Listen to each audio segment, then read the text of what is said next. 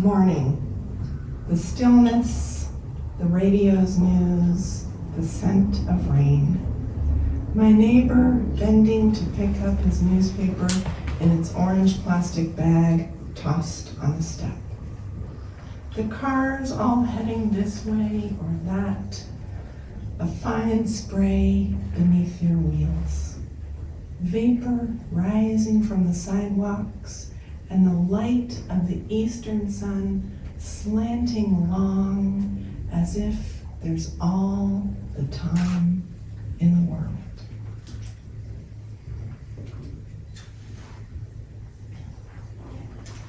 On the morning of Thursday, September 29th, 2016, my husband Scott dropped me off to get an MRI and went to buy bagels. My general practitioner had prescribed the scan because I'd been experiencing some unusual symptoms and he wanted to rule out MS and Parkinson's. I have no medical training, but I suspected it wasn't going to be either of those. So it would be my typical day. I would go home, sit on the couch, save my energy for a walk. After the walk, go to bed, and end up back out in the living room. I thought it would be a typical day. Not the life-changing day it turned out to be. The doctor who read my scan showed us a mass in my brain, said it was probably malignant, and told us to go to the emergency room right now. My husband fainted. The doctor looked at me and said, "It's always the guys." And the news washed over me in my usual fog.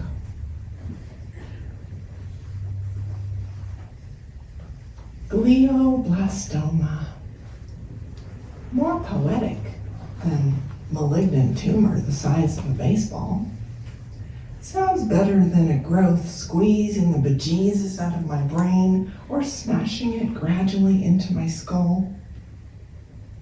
Glioblastoma, a little violent because of blast right in the middle, but even in my psychosis, when I believed I'd been Shakespeare and that someone was shooting patients, I caught its nickname, Glio. That's what I would say when anyone asked, "Do you know why you're here?" I would say, "I had a glio." Glee, lightheartedness, delight, merriment, plus, oh, an exclamation of pain or surprise. And I always said had rather than have. Because having had the surgery, I felt certain and relieved that the entire thing was behind me. Before my glio was dug out, or in medical terms, resected, I had begun feeling slow and disconnected. I was living in a one-way glass bubble. I could see out, but no one could see in. I was inside this bubble every moment of every day, but I didn't realize it until I was out of it. Bliss to Emerald Bay. We walked on a path carved into the side of a cliff. Skyward rose a forested slope, and earthward a plunging into the deepest blue. Last time, the beauty was astounding. Now, it struck me only as an impression, distant and faint.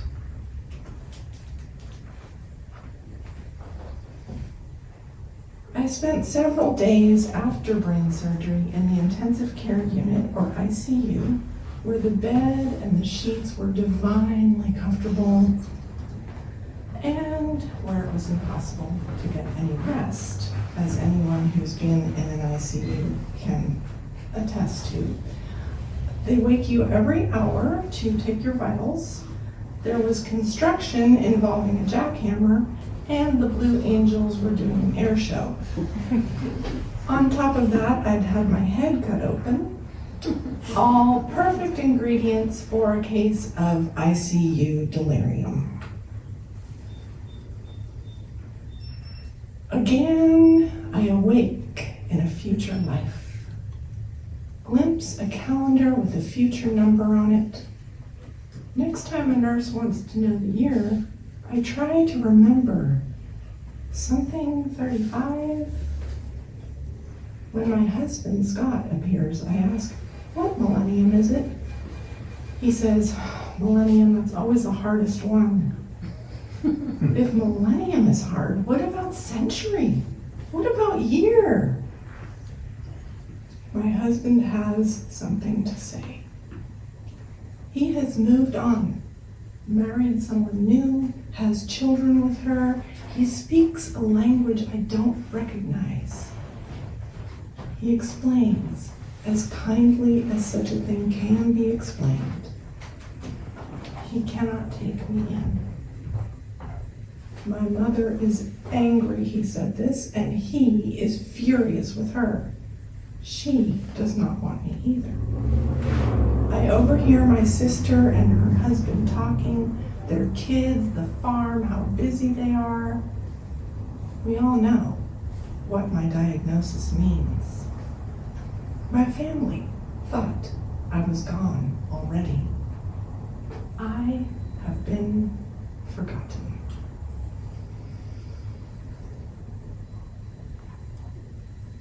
I was obsessed with the number 100. Uncle Don and Aunt Barbara came. I thought I might never see them again, but Uncle Don leaned down, gave me a kiss on the forehead, and said, I've always loved you and I always will, which were kind words and words that hurt my heart.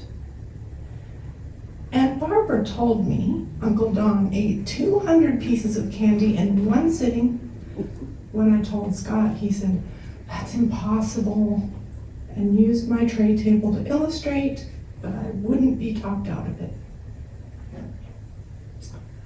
At home, between hospital stays, I was talking to myself for hours at a time. Once I said, I just figured out my parents are 100 years apart. I wonder how they pulled that one off. My husband Scott fell out of his chair laughing, and my sister tried to reason with me. No, dude, they're not 100 years apart. They're only like 5 years apart. The next day, Dad sat with me with a paper and pencil and wrote out numbers. I was born in 1941. Your mom was born in 1946. Then he did a subtraction problem and said, see, it's 5 years, not 100. When I introduced my sister and her husband to someone at the hospital, I said, this is my sister and her husband. They are really good at taking care of people. They have 100 kids. My sister said, actually, we only have 3. Her husband added, sometimes it feels like 100.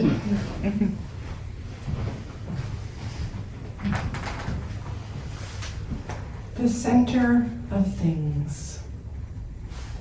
When we walked the halls, I counted the tiles shortways, 7.5, stood in the center and sat in front of, and walked there and would not move for anyone, and they all understood because I was the patient they'd been waiting for. When I ate, I had to force myself and use my eat sign as a reminder.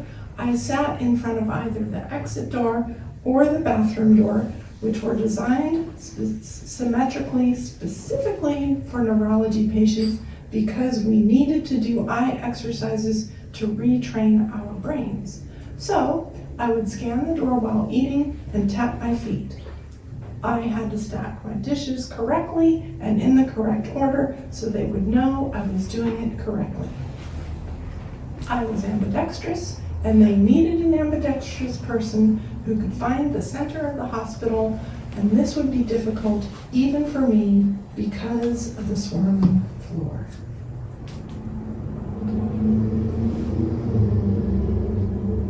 I was not a special patient. It was not a specially designed room. I'm not ambidextrous. I imagine it was good for me, however, to walk in the center of the hallway as if walking between the hemispheres of my brain. Good for me to focus on the symmetry of the doors and to believe I was equally able to use my right and left hands.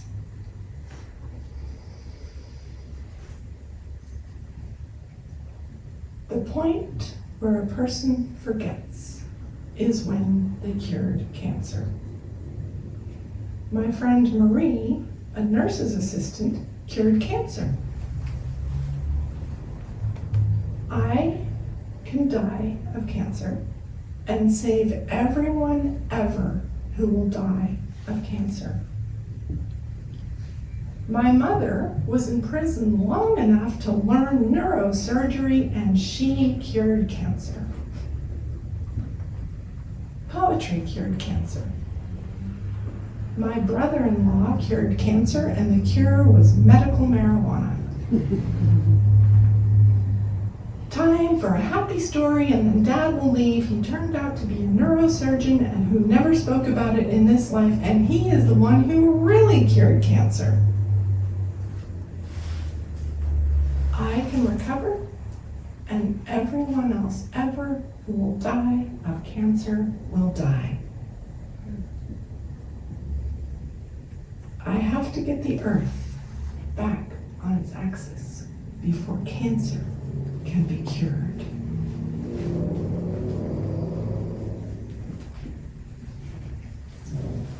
Before I read this last poem, a prose poem, I want to thank everyone who made this evening possible. Sundance Books and everyone who works here for hosting, Sean Griffin, Bob Blessy, and Gail Marie Palmeyer, and my fellow readers, thank you. At age 71, my father gets an iPad. Born in Bad Aussee, Austria in 1941, 3 years after the Anschluss, my father took his baths in the farmhouse laundry room, sledded to the all-boys public school, avoided beatings from teachers, ate meals cooked on a wood-burning stove, meat not so well preserved in jars, bread and milk when meat was scarce. He ducked beneath covered wagons when warplanes flew over, accepted candies from American soldiers. At age 6, he lost his father to pneumonia, carried wooden skis up hills. As a teen, he took a typing class but never typed again. No need for it at Austrian Steel, waiting tables in England, teaching Americans to ski, framing their luxury homes and lodges. In 2013, at the age of 71, after years and years of hemming and hawing, having never in his life owned a computer, my father announces he's getting an iPad. When I offer to help him shop around, he declares, no, I like Apple, goes to the Apple store and pays cash for a 12-inch. His granddaughter takes a picture and sets it as his wallpaper. The cable company installs the line. A friend gets his modem connected, and my father proceeds to open what he guesses to be 56 web pages. He calls me, asking how to get things off his screen. Do you know where you are? I ask. Are you on a particular web page? Yeah, I'm surfing the net. But every time I type something in, I get Wikipedia. Do you know where it is you're typing? Are you using a search engine? Yeah, a search engine, or Wikipedia. I tell him, Wikipedia is an online encyclopedia, like the world books we had on the living room shelf when I was growing up. Oh, so Wikipedia wouldn't be the place to look for newspapers? Finally, he finds Google, and from there, there's Spiegel. But then a mortgage ad pops up and won't go away. When it comes time to set up an email address, he can't believe Austria@iCloud.com is taken, and so is Austrian. He settles on his legal name, but his American friends complain it's too long, plus they only know him by his nickname. He comes over for help getting an alias for a new email, tells me, go to iTunes, that's where you find it on iTunes. And he won't be dissuaded until we go to iTunes, only to learn that he has no music. I teach him how to reply to emails, how to forward. He sends me a video of a dog riding ocean waves to the tune of Surfin' USA. The Beach Boys blare through the phone when he calls to ask if it came through. Next time we're out skiing, he says, Apple saves everything. And glancing skyward, up in the clouds, everything is saved.